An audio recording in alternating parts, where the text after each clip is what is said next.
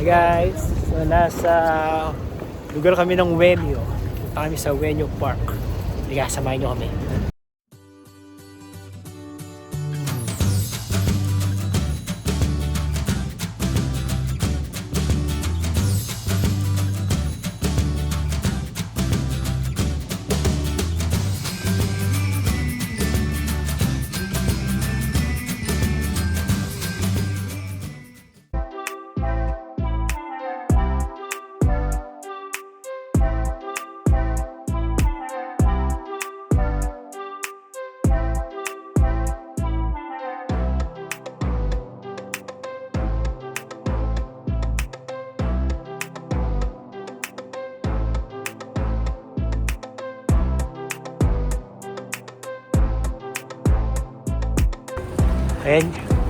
Ayan guys, malapit na tayo sa Wenyo Park. Ito yung front entrance.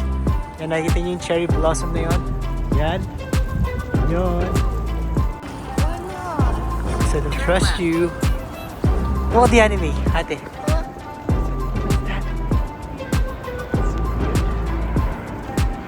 Kasi,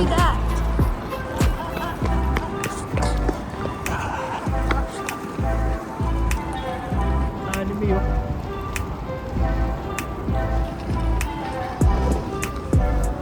Daming tao. Ay, meron dito. Smile! Ito ata yung food court sa Wenyo. Say hi, Nanay! Yeah, ito yung food court dito sa Wenyo Park. Daming tao. Man. Wow.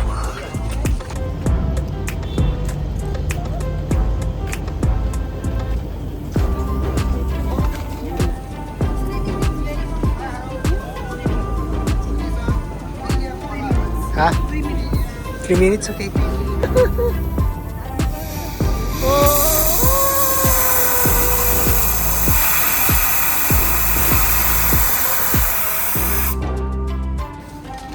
Ano lasa, mami? Hindi pa nakakain eh. Hindi pa nakakain? May ito ba? Ano yan? Kagat! Kagat! Ano lasa? Kamote? Okay. A few moments later. Ayun. Ayun guys, hindi ko na saan tayo pupunta. Sabi sa mapa. Ano ba sabi ng mapa natin? Bababa kami. So, ayun na pala yung zoo, oh. Buti na lang. So, here's our ticket. We are inside the zoo. Alright! Excited? Yeah. Okay. Well, we have to check. What kind of birds are those, ate?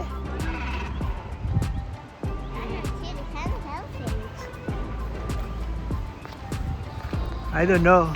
Sabi mo, mami? Buti pa dito ang mura ng entrance Ang mura fee. ng zoo. Ang entrance fee dito sa zoo. Sa Vancouver, sobrang mahal. 1,200 yen lang, guys. So, technically, parang $10 lang yun sa amin. Yeah, and then the kids, 12 below. Libre. Sa Eh, Vancouver, nagpunta kami sa sobrang zoo sa mahal. Vancouver. Parang $30 ang isang tao. Yeah. So, tayo Tapos yung mga bata, parang 15 or 20. Hindi ko maalala eh.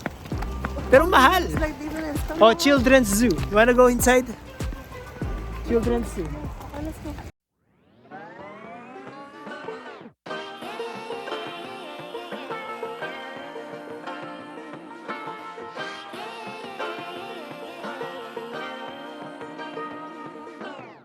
I like to be educated, but I'm so frustrated. Hello to my loneliness. I guess that ignorance is bliss. Take me back to before the new. Rewind, take it out of cue. Innocence can be a young man's game. Signed up for the hall of shame. I wish I knew Penguins, guys. Penguins.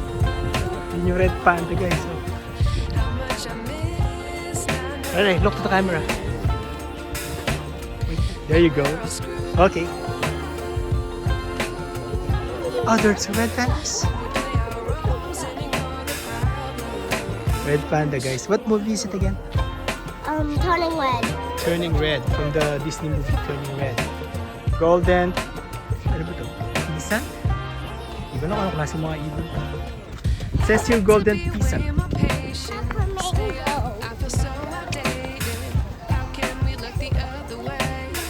Alright, smile, smile, Rafael. great.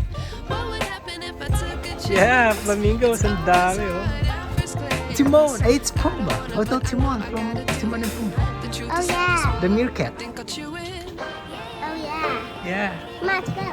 it's Timon. Come on, let's go. Hakuna Matata. So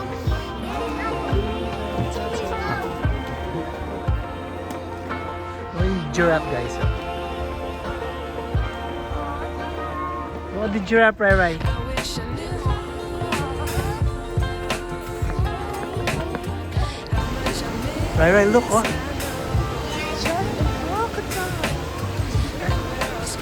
Yeah, so water. So scary. I think we can take one. Look at that crocodile. Wait. Yeah. What is that? Si Zuma. Zuma to, guys. That's the biggest turtle in the whole wide world. Lagi ng pag... Ate, giant tortoise. That's the biggest turtle in the whole wide world. So, ate, right. Is this much better than Disney? This So much zoo? better. It's Yeah. so cute. I love it. So many Yeah. animals? I know. It's Yeah. Big adorable. animals, right? Guys, so we have been to two Disneyland parks, Disney Sea and Disneyland. So which one is better? This Wenyo Park Zoo? I mean, this zoo or the two Disneyland parks? Zoo. This zoo? Yeah. You have seen so many animals, different kinds of animals. Yeah. Animals that are not in Vancouver Zoo, right? Huh? Yeah. That- Yeah, they're so cool animals. And I even saw the smallest mouse in the whole world. And I saw Ate jump out of her. Excuse me, that was you. Okay, let me tell you this story. So, Daddy, he went to check on like this kangaroo. It's very cute. The kangaroo came running at him and jumping, and then Daddy thought the kangaroo was going to jump at him. Yeah, so he jumped. He jumped back. Yeah, he jumped back. So funny, Daddy. Scared the hell out of that. Usually that was you. Hello guys, time to eat, lunch break. Yay! Right, pancake, kami, yakisoba, si Ate as usual, fries and chicken. Hi. Hi, chicken. My name's Sashi. Kain muna tayo, gutom na eh. Gusto niya nalakad yung mga hapon. Sa right side yung paabante, sa left side yung paabante, sa right side yung pasalubong. Kabaliktaran ng sa Canada o sa Pilipinas. Ayan o, sabi dito, keep left here. So, kung sa Canada, always keep right. Dito, keep left. Guys, tingnan nyo sa labas It's ng a boat for Daddy. sa taas ng zoo. Ganda oh.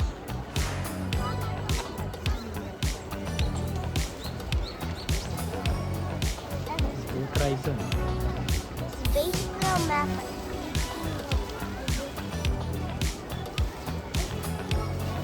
Ray! Where are you? One, Okay, Mommy.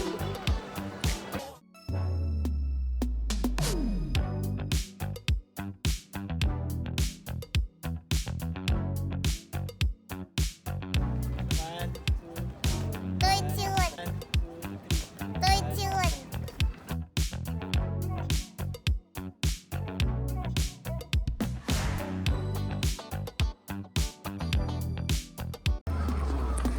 Ganda ng cherry blossom mo.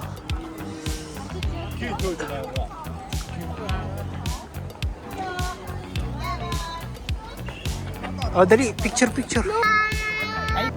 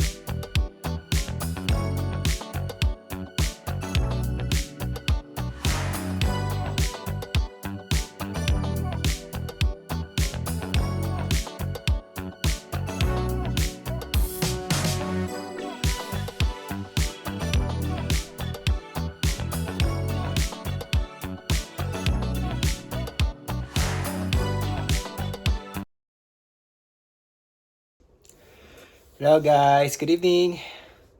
So, natapos namin yung araw namin ngayon, yung day number 4 namin dito sa Japan. Dami namin ginawa, so medyo nakakapagod. First thing in the morning, nagpunta kami ng Ueno Park kasi maganda nga yung araw, yung panahon. And then pumasok kami sa Zueno Zoo.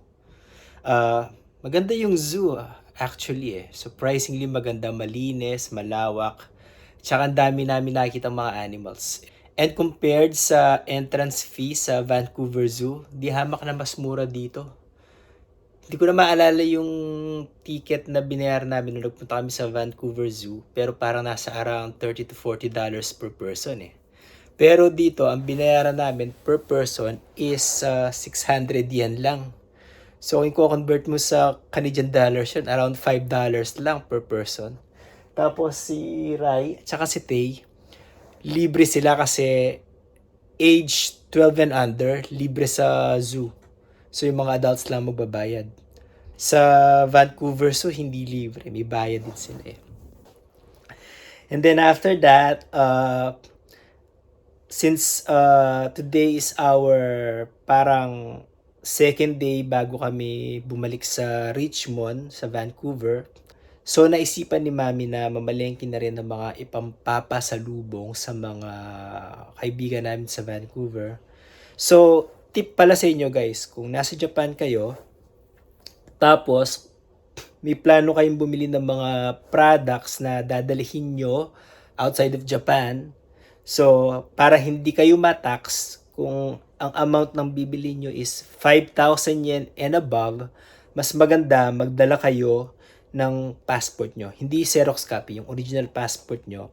Tapos, pumila kayo sa mga cashier na tax-free para hindi nila patungan ng tax yung mga pinamili nyo.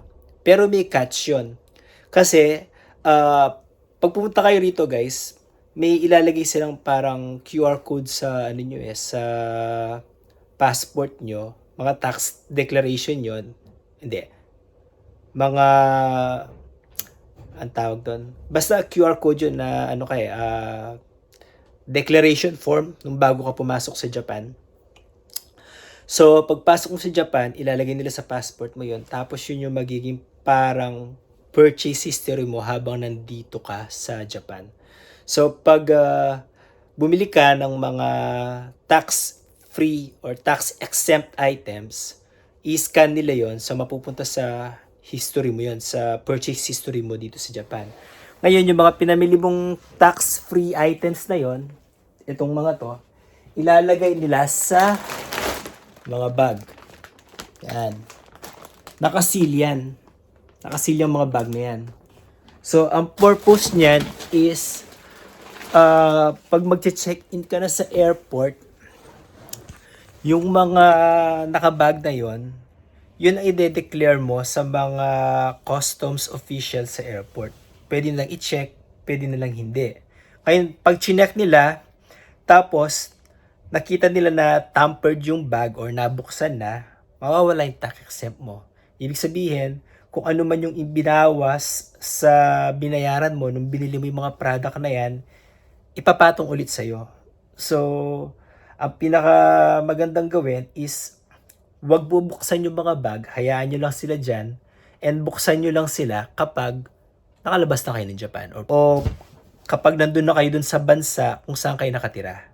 Pero habang nandito kayo sa Japan, wag nyo bubuksan yung bag na yon para manatili yung tax-exempt amount na binayaran nyo. Or else, 10% din kasi, so malaki din yun Or else, pag binuksan nyo yan, babayaran nyo ulit sa airport yung 10% na kinaltas dun sa amount nung binili nyo yung mga product na yan. So, tip yan sa inyo guys kung mamimili kayo ng mga pampasalubong na dadalhin sa mga kaibigan nyo, sa mga kamag-anak nyo, dalhin nyo rin yung passport nyo, pumunta kayo sa mga kung saan kayo bibili. Tapos, kung 5,000 and above yung mga bibilihin nyo, magkakaroon kayo ng tax-free exemption. So, wala kayong babayaran na tax doon. Pero huwag nyo buksan yung bag kasi pag binuksan yung bag, mawawala yung tax-free exemption nyo. So, yun yung ginawa namin. So, namili na si Mami ng mga pampapasalubong. And then, after that, uwi kami sa bahay, pahinga lang ng konti. And then, nagpunta kami sa Sky Tree Tower. Yung Sky Tree Tower, ito yun, no? Nasa tapat lang ng building namin. Ayan, nakikita niyo yung parang kulay blue na yan. Yan, dyan kami nagpunta. Mataas siya eh. So, pumunta kami dun sa level 350 meters above ground level. Hindi ko na maalala kung magkano binayaran namin dun eh. Pero pag nandun ka sa taas, halos makikita mo yung kabuuan ng Tokyo. Meron pong mas mataas na level 450. Pero yung ticket na nabili namin hanggang 350 lang eh. Pero okay na rin yun. So, nag-video, picture taking. Maganda siya. Naalala ko nung nagpunta kami dati sa Dubai, sa Burj Khalifa, yung pinakamataas na building sa Dubai. May ganun din. So, pag nasa taas ka, halos makikita mo yung kabuuan ng Dubai. Parang dito sa Tokyo Sky Tree Tower. Pag nasa taas ka, halos kita mo yung buong Tokyo. Sandali lang kami doon, tapos, kasi halos gabi na, tsaka pagod yung mga bata. Si Rai, yun, no? Habang nandun kami sa Tokyo Sky Tree, natutulog siya eh. Si ate, grumpy siya. Hanggang ngayon, grumpy pa rin. Kasi pagod na rin sila sa araw na ito. Ang dami namin ginawa. So, sandali lang kami doon. And then after that, balik na kami dito sa hotel. Ayun. Bihis. Yung damit na pinrovide ng hotel. Tapos, ayun. Si Mami naglilinis na. Ako nakapaglinis na. Si Rai natutulog. So, yun yung mga ginawa namin ngayong araw, guys. I hope kahit paano nag-enjoy kayo sa mga i-share ko ngayong araw. And if you don't mind, please don't forget to subscribe to my channel. Like this video, click the notification bell, drop lang kayo ng comments, and hopefully, naging informative tong video na ginawa ko ngayon if ever na gusto nyo pumasyal dito sa Japan. Hanggang sa susunod guys, maraming salamat. Bye! Ate, will you say bye-bye? Bye. Wala, grumpy pa rin. Bye! We wanna chase the night.